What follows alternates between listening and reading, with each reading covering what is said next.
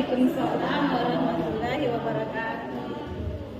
Puji syukur senantiasa kita panjatkan kehadirat Allah Subhanahu wa Ta'ala, karena atas berkat rahmat dan karunia-Nya sehingga kita bisa berkumpul di tempat ini lagi, guna kita memaparkan langkah-langkah apa yang akan kita tempuh ketika kita menginginkan sekolah kita menjadi sekolah impian dan murid-murid kita menjadi murid-murid yang kita impikan setara dengan sekolah lain.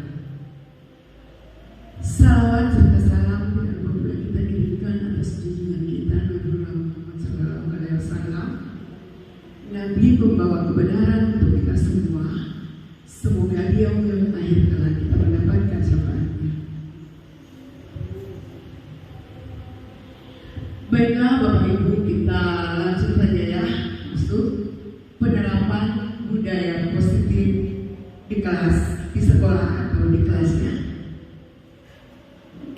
Untuk menerapkan ini kita ketahui dulu bahwa dalam pendidikan Ki Hajar Dewantara menerapkan, setelah kita menelaah filosofi pendidikan Ki Hajar Dewantara tentang nilai-nilai peran guru penggerak dan visi guru penggerak dalam modul 1.4 budaya positif ini, para guru penggerak akan memahami pentingnya membangun budaya positif di sekolah sesuai dengan filosofi pendidikan Ki Hajar Dewantara, yaitu pendidikan yang berpihak pada murid.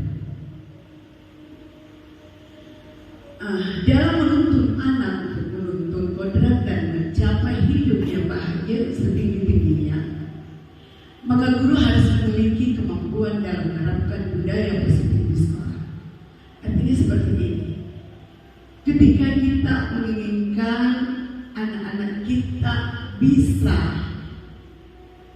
memiliki disiplin positif, budaya positif di sekolah, tentu berawal dari kita sebagai penuntun atau guru.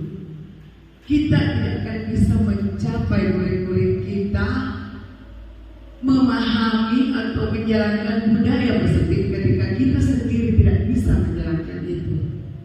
Itu seperti itu ya. Nah, dalam menerapkan budaya positif di sekolah, maka dibutuhkan konsep-konsep inti seperti disiplin positif dengan membuat keyakinan di sekolah, kelas, memahami motivasi perilaku manusia berdasarkan kebutuhan yang terkait dengan hukuman, perhargaan, dan restitusi. Penerapan posisi kontrol dengan menggunakan tahapan segitiga restitusi. Disiplin positif. Kita harus memaknai dulu apa sih disiplin positif, apa makna dari disiplin positif. Dalam budaya kita, disiplin dimaknai menjadi sesuatu yang dilakukan seseorang kepada orang lain untuk mendapatkan kepatuhan kita. Jadi ini cenderung dengan disiplin yang memunculkan ketidaknyamanan. Ketika ada aturan kita harus seperti ini, kita harus begitu, dan kita tidak sesuai, maka disitulah akan muncul ketidaknyamanan pada diri kita. Nah, ini akan kita bahas nanti ya.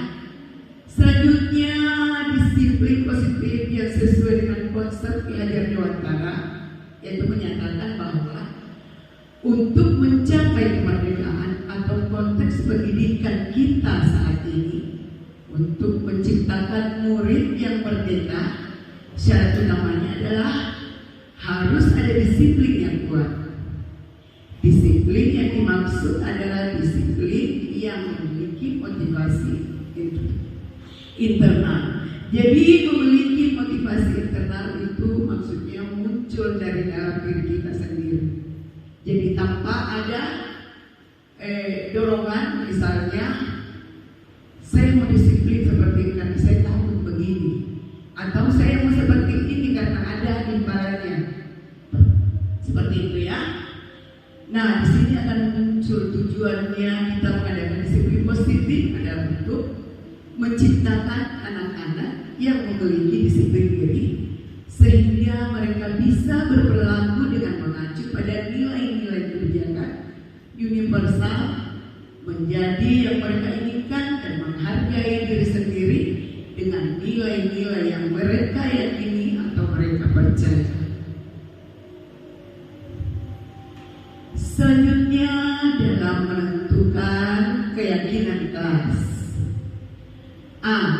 Di sini untuk mengambil sebelum kita mengacu pada keyakinan sekolah, keyakinan kelas juga ditentukan. Di sini nilai untuk mengambil keyakinan kelas, tentu kita akan memahami dulu nilai-nilai yang dapat menjadi landasan kita membuat suatu keyakinan di kelas atau di sekolah. Untuk membentuk keyakinan itu, guru dan murid membentuk kesepakatan yang nantinya menjadi keyakinan kelas dengan pernyataan yang mudah dipahami. Maksudnya di sini, misalnya ketika kita akan mengambil kesepakatan dengan murid-murid kita untuk menciptakan pembelajaran yang nyaman di kita, nyaman di anak-anak, tentu ada beberapa aturan-aturan yang harus kita sepakati. Bisa kita ambil di awal pembelajaran atau ajaran misalnya, sebelum kita memulai aktivitas, kita meminta kepada anak-anak kira-kira aturan-aturan yang harus kita sepakati. Bisa kita ambil di awal pembelajaran atau ajaran misalnya, sebelum kita memulai aktivitas, kita meminta kepada anak-anak kira-kira sebelum kita memulai belajar, aturan-aturan apa saja atau keyakinan-keyakinan apa saja yang perlu kita sepakati agar kita merasa nyaman. Anak-anak bisa menuangkan segala keluh kesahnya, segala pendapatnya ketika kita berproses. Jangan membebani mereka. Contoh misalnya, ketika di kelas yang dulunya kita selalu memberikan aturan kepada anak-anak, kita tidak bisa seperti ini ya. Kalau sementara belajar yang seperti ini. Dalam satu ruangan itu karakter anak itu berbeda-beda, tidak sama. Inilah bedanya kita guru dan zaman dulu dengan zaman sekarang. Ketika kita memberikan aturan, ada saja anak-anak yang tidak suka atau tidak mampu menjalankan. Disitulah kita bersama dengan murid sepakat kira-kira apa yang harus kita lakukan. Untuk menentukan ini, kita bisa memberikan kepada murid kertas misalnya, memberikan kepada mereka untuk menulis secara kertas kira-kira apa yang mereka inginkan pada saat kita berproses. Tentunya mereka juga akan paham aturan-aturan atau apa saja yang boleh kita lakukan dan tidak boleh kita lakukan di kelas pada saat kita berproses. Seperti itu ya. Selanjutnya, dalam menentukan budaya positif, tentu anak kita akan mempunyai motivasi atau perilakunya masing-masing. Ada yang akan mematuhi segala aturan untuk menghindari tindakan, untuk menghindari ketidaknyamanan atau hukuman. Ada juga untuk mendapatkan imbalan atau penghargaan dari sekolah lain, atau untuk menjadi orang yang mereka inginkan dan menghargai diri sendiri dengan nilai-nilai yang mereka percaya. Sekarang kita lihat lebih jauh lagi. Untuk menghindari ketidaknyamanan atau hukuman, untuk mendapatkan imbalan atau penghargaan dari orang lain, itu termasuk motivasi eksternal. Disinilah anak-anak kadang akan salah arah. Ketika dia atau mereka akan disiplin hanya untuk menghindari ketidaknyamanan atau menghindari hukuman dari bapak ibu gurunya. Namun di dalam hatinya sebenarnya dia menggerutu. Kenapa sih harus seperti itu terus? Kita tidak bisa begini, kita tidak bisa begini. Dan inilah pekerjaan kita sebagai guru, sebagai pendidik, bagaimana memunculkan rasa sadar kepada anak-anak kita agar tidak merasa menjalankan budaya positif di sekolah kita karena menghindari ketidaknyamanan atau hukuman, atau nanti mendapat imbalan atau penghargaan dari orang lain baru mau berbuat. Inilah yang harus kita perbaiki sekarang. Nah, kira-kira ke depannya nanti langkah-langkah apa yang harus kita ambil untuk menghilangkan pemikiran seperti ini pada anak-anak kita. Selanjutnya, motivasi internal untuk menjadi orang yang mereka inginkan dan menghargai diri sendiri dengan nilai-nilai yang mereka percaya atau mereka yakini. Inilah peserta didik, seperti inilah karakter peserta didik yang kita inginkan. Menjadi orang yang mereka inginkan dan menghargai diri sendiri dengan nilai-nilai yang mereka percaya. Namun untuk memunculkan rasa seperti ini pada murid kita, tentu kita dibutuhkan kesabaran, ya. Kenapa? Karena kita ketahui dari sekian banyaknya murid kita di sekolah, tidak semuanya gampang kita arahkan. Nah, inilah kerja keras kita sebagai seorang pendidik. Kadang kita menginginkan murid kita harus seperti ini. Nah, kamu harus begini ya, tidak boleh tidak seperti ini. Kalau mereka tidak yakini, tidak percaya, di situ kebiasaan anak-anak yang pada dibalik. Jadi untuk menentukan keyakinan apa yang harus ada di sekolah kita, tentu kita harus sepakati bersama dulu. Ya, kita guru-guru kalau perlu kita menghadirkan orang tua siswa agar mereka juga tahu bagaimana aturan-aturan yang kita jalankan di sekolah kita. Selanjutnya, dalam menjalankan budaya positif di sekolah kita, tentu kita harus memperhatikan juga kebutuhan dasar kita sebagai manusia. Di sini ada bertani dulu, kasih sayang dan rasa diterima, penguasaan, kebebasan dan kesenangan. Saya rasa itu sudah jelas ya, sudah dijelaskan sama Ibu Masya.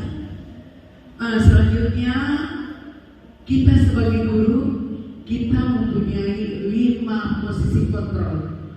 Di atas ini ada penghubung, pembuat rasa bersalah, teman, pemantau, dan manajer. Nah, dari sekian banyaknya kita di sini, di manakah posisi kita di atas itu? Apakah kita sebagai penghubung? Apakah kita membuat rasa bersalah, teman, atau pemantau? Rasa bersalah, teman, atau pemantau? Manajer. Nah, dari sekian banyaknya itu sudah pernah kita lalui semua. Namun tentu saja ada plus-minusnya ya. Kalau kita sebagai penghubung, kita akan terlihat kejam di hadapan anak-anak. Ya, semuanya kesalahan ditujukan kepada anak-anak. Nah, sekarang zamannya sudah tidak seperti itu lagi ya. Jadi kita harus pandai-pandai, kira-kira kita di posisi mana yang paling cocok sebagai pendidik. Tadi sudah diulas satu persatu oleh teman kita Ibu Asya. Sekarang kita masuk di posisi manajer ya. Sebagai guru yang paling cocok dari sekian banyaknya posisi kontrol tadi, kita itu cocoknya dan bagusnya, idealnya menjadi seorang manajer. Karena di tahapan posisi ini, di mana guru berbuat sesuatu bersama dengan murid, mempersilahkan murid mempertanggungjawabkan perilakunya, mendukung murid agar dapat menemukan solusi setiap ada permasalahan. Misalnya, kalau anak-anak memiliki masalah, dia bisa menyelesaikan sendiri dan mengacu pada restitusi yang dapat menjadikan murid kita seorang mengajar bagi dirinya sendiri. Mati lampu.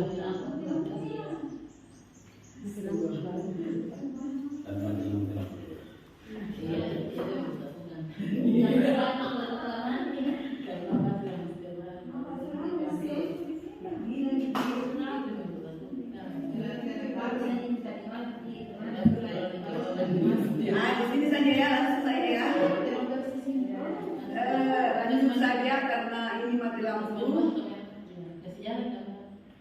Kita langsung saja ya.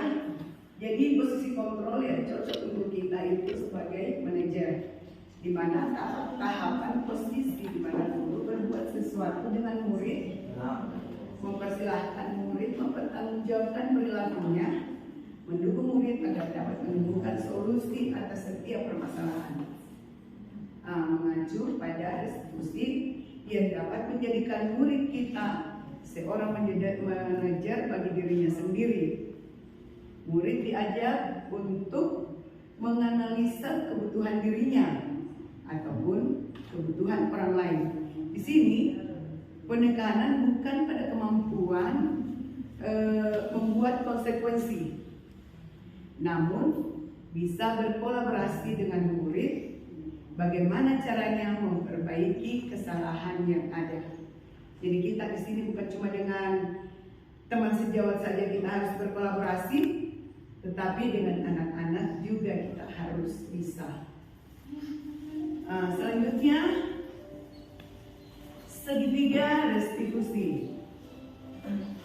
Segitiga restitusi ini memiliki tahapan-tahapan yaitu menstabilkan identitas, validasi tindakan yang salah, dan menanyakan keyakinan. Menstabilkan identitas yaitu mengubah identitas anak dari orang yang gagal karena melakukan kesalahan menjadi orang yang sukses. Validasi tindakan yang salah, memahami kebutuhan dasar, apa yang mendasari sebuah tindakan. Dan terakhir, menanyakan keyakinan, yaitu nilai-nilai yang dia yakini atau yang dia percaya. Ketika ketiga tahapan ini sudah bisa terpenuhi, maka muncullah peserta didik kita menjadi orang yang sukses, bertanggung jawab, dan dapat dipercaya. Selanjutnya, budaya positif. Di sini ada budaya positif itu mencakup filosofi Ki Hajar Dewantara, nilai dan peran guru penggerak, dan visi guru penggerak. Budaya positif menurut filosofi Ki Hajar Dewantara yaitu dengan menjalankan budaya positif di sekolah, maka akan mempermudah tercapainya tujuan pendidikan nasional sesuai filosofi Ki Hajar Dewantara, yaitu pendidikan yang berpihak pada murid dan menuntun tumbuh kembangnya murid sesuai kodrat alam dan kodrat sama. Selanjutnya, budaya positif bukan dengan nilai dan peran guru penggerak. Budaya positif dapat terwujud jika seorang guru memiliki nilai guru penggerak. Seperti yang kalian lihat, saya kira sudah tahu semua bagaimana ya sempat terjadinya guru penggerak. Bagaimana kiat-kiatnya seorang guru penggerak. Ketika itu kita sudah memiliki semua, maka tidak sulit bagi kita untuk memunculkan budaya positif di sekolah kita. Selanjutnya, budaya positif dihubungkan dengan visi guru penggerak. Salah satu perubahan yang diinginkan sesuai dengan visi guru penggerak adalah terwujudnya budaya positif di sekolah agar nyaman dan berpihak pada murid. Untuk mewujudkan visi guru penggerak dengan membuat prakarsa perubahan berdasarkan Filosofi Ki Hajar Dewantara, dan Profil Pelajar Pancasila. Nah, Bapak Ibu, sebelum saya mengakhiri, melalui kesempatan ini saya mengajak kepada kita semua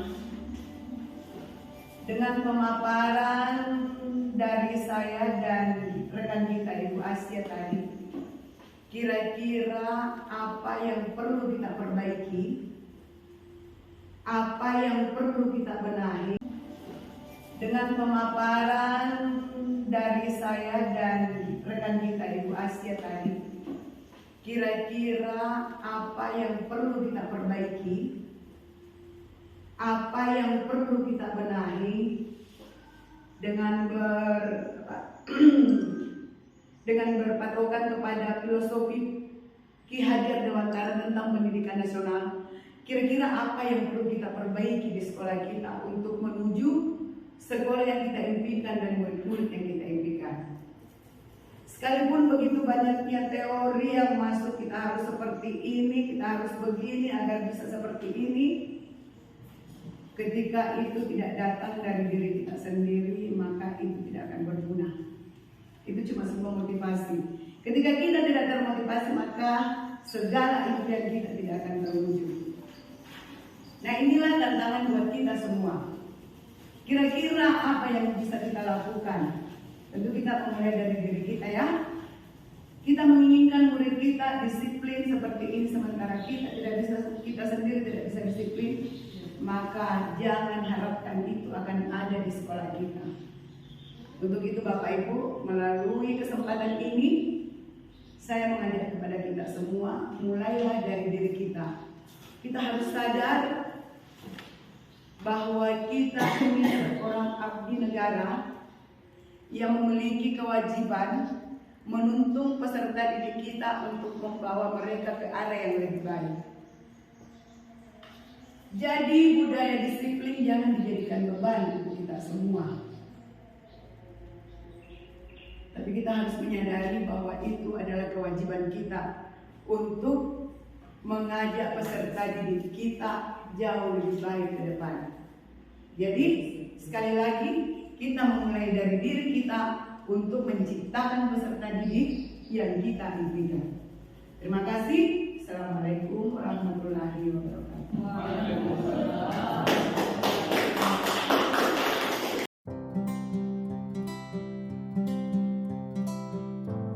Nah, anak-anak, sekarang kita akan membuat keyakinan kelas.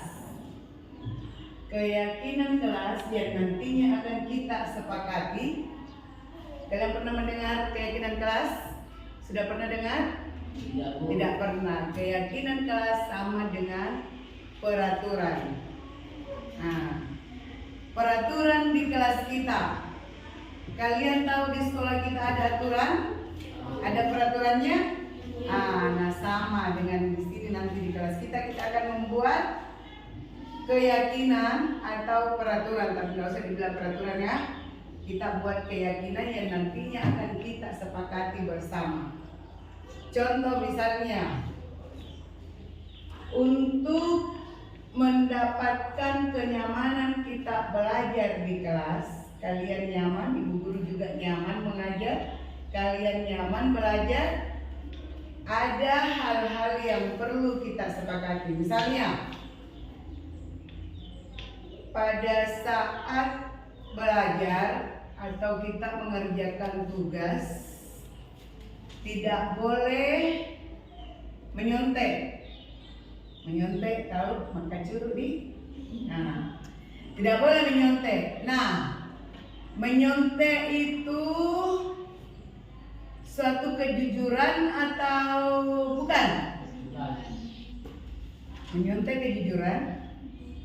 Orang jujur enggak kalau menyontek? Tidak di? Nah, dalam menentukan kesepakatan kelas, kita harus menggunakan kalimat positif, kata-kata positif ya. Jadi jangan menggunakan dilarang. Misalnya, dilarang menyontek. Bagus sih dilarang menyontek, tapi kita menggunakan kalimat positif dengan tidak memakai kata dilarang atau tidak bisa. menyontek. Misalnya tidak bisa menyontek berarti kita harus jujur.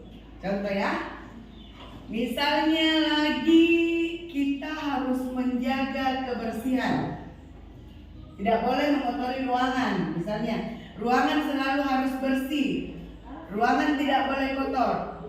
Nah, kira-kira apa kalimatnya kalau kita harus menggunakan kalimat positif? Tidak boleh ada kata dilarang, tidak boleh ada kata jangan. Kalau kita menginginkan kelas kita bersih, kira-kira apa? Apa yang perlu kita sepakati di situ dengan menggunakan kalimat positif, tidak memakai jangan dan dilarang. Jaga kebersihan. Apalagi hadir, tidak boleh terlambat masuk di ruangan kalau sudah tiba jam belajarnya. Apa itu? Kalau misalnya sebelum bapak ibu guru kita masuk di ruangan, kita harus terlebih dahulu di dalam. Tidak boleh terlambat datang ke sekolah. Apa namanya itu? Disiplin.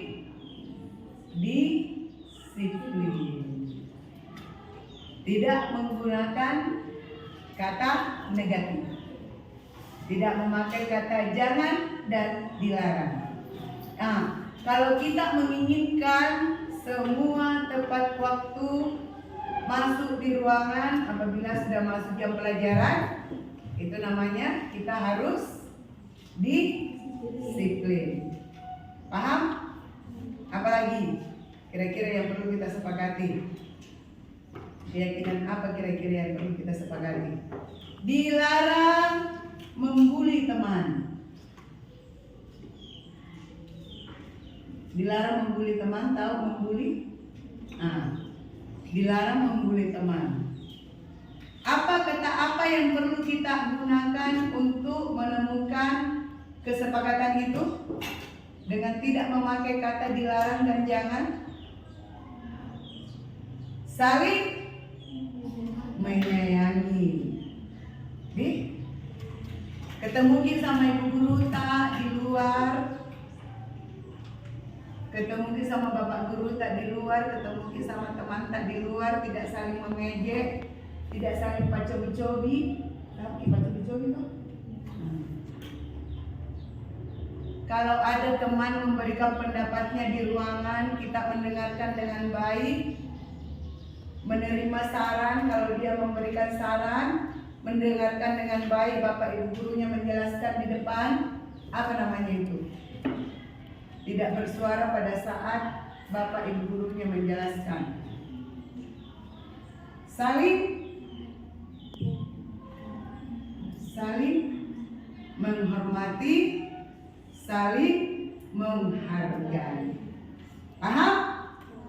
Oke. Jadi coba matikan dulu hai, baru diulang lagi. Kertas stick note untuk kalian, nanti silakan kalian menuliskan kesepakatan atau keyakinan apa yang kira-kira perlu kita sepakati di kelas kita ini. Sudah tahu tadi ada berapa keyakinan? Satu saja ya, satu orang menuliskan keyakinan apa yang perlu kita sepakati nanti.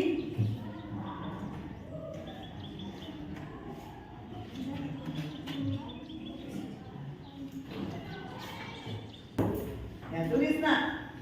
Kira-kira jangan dikasih di depan lemnya, kasih di belakang karena nanti akan ditempel di depan. Kira-kira apa keyakinan apa yang perlu kita sepakati? Apakah disiplin, saling menghormati, saling menyayangi, jaga kebersihan, jujur, apalagi? Banyak ya. Apa kira-kira yang harus kamu tuangkan supaya kamu menemukan rasa nyaman, bebas berpendapat pada saat kita berproses belajar mengajar, tanpa beban. Itu yang perlu kalian lakukan. Nak.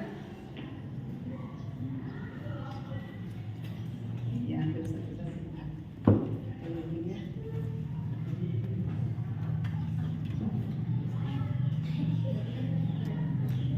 nah, kita harus jujur misalnya.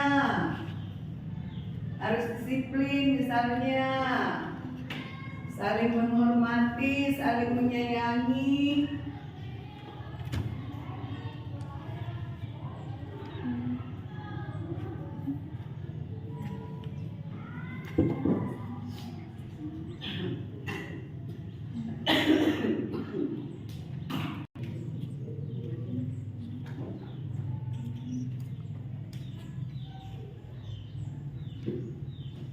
Bagaimana? Laki-laki.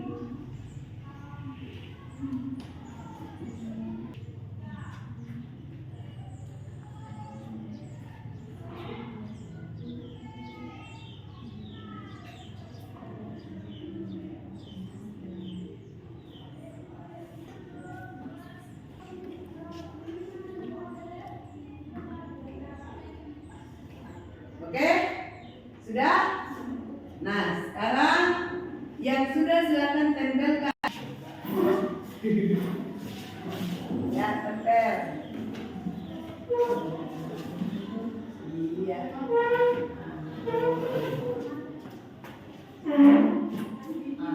Ayo, yang lain.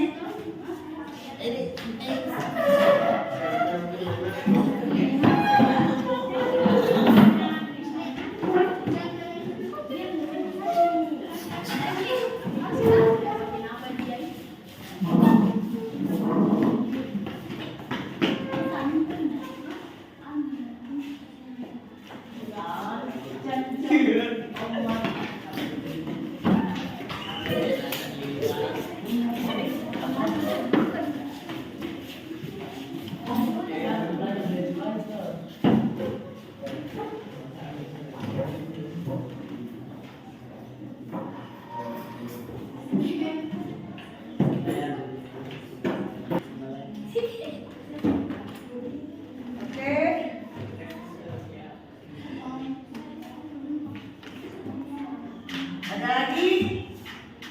Sudah? Oke. Ada yang baik nanti kan.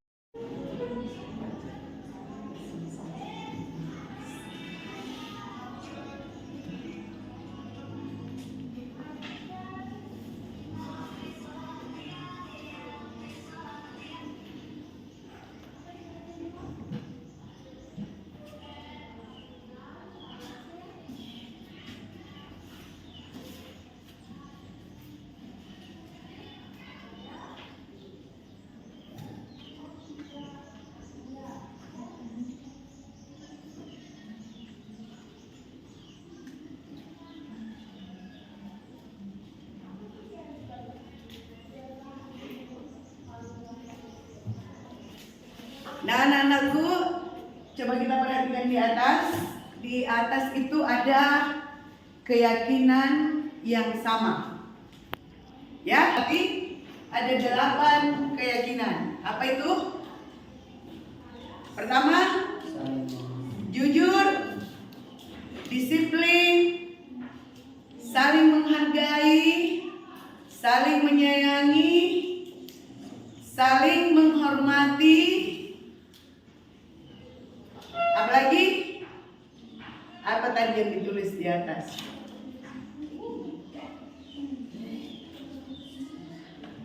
Menjaga kebersihan kelas, rapi saat berpakaian. Apalagi? Untuk menguatkan keyakinan kelas kita ini, Ibu mau kalian bertanda tangan. Jadi semua yang hadir di sini harus bertanda tangan bahwa kita telah menyepakati itu. Oke? Gunanya apa? Jika besok ada yang melanggar, setiap aturan, setiap keyakinan ada sanksi. Oke, tunggu ya. Coba satu-satu ke depan.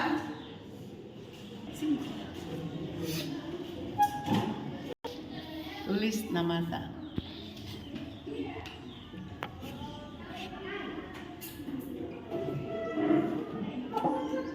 Tanda tangan. Berikut. Tulis nama ta nomor 2.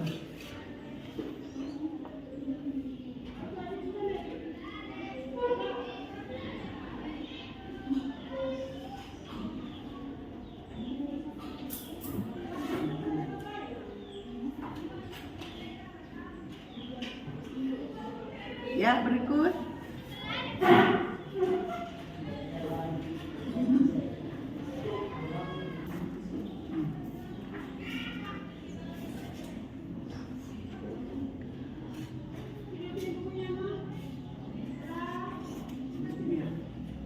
Tulis dengan nama. Berikut. Halo.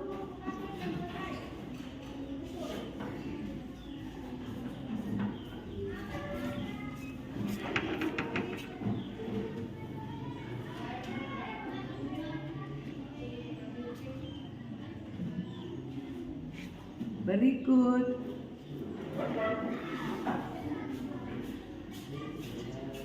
Ya, berdiri kan?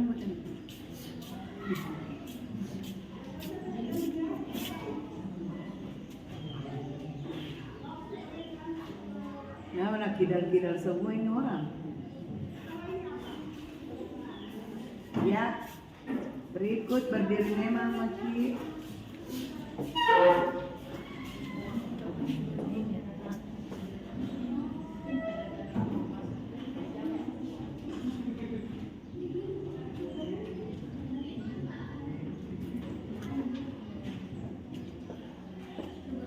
Ya, berikut.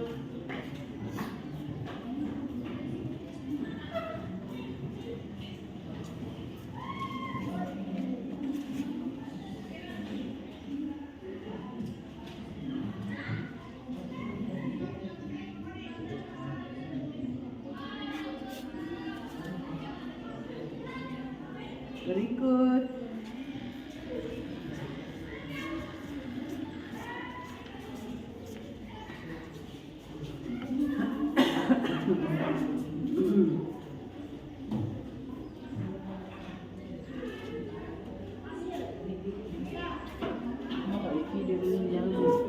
Ya, begitu profesional. Berikut.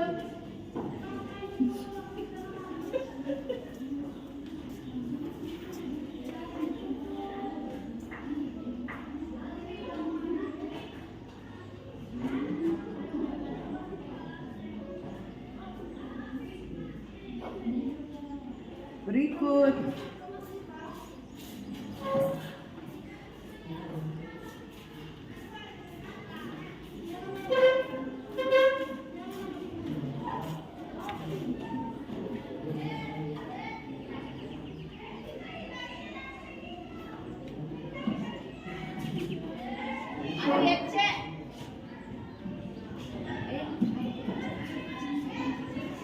Berikut.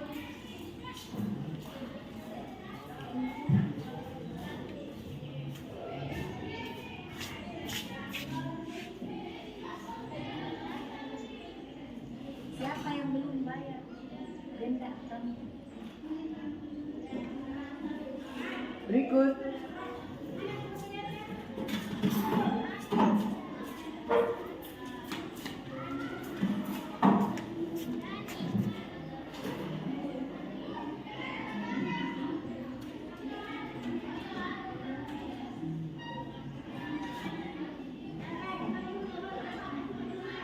Oke, selesai.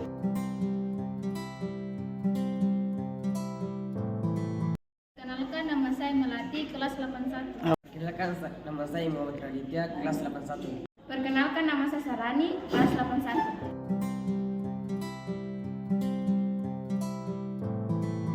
Senang karena seru. Sangat senang. Luar biasa.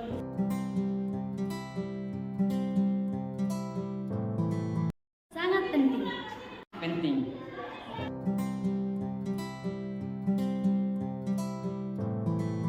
Dapat menumbuhkan rasa tanggung jawab karena dapat membuat kita menghargai orang lain, membuat kita lebih disiplin.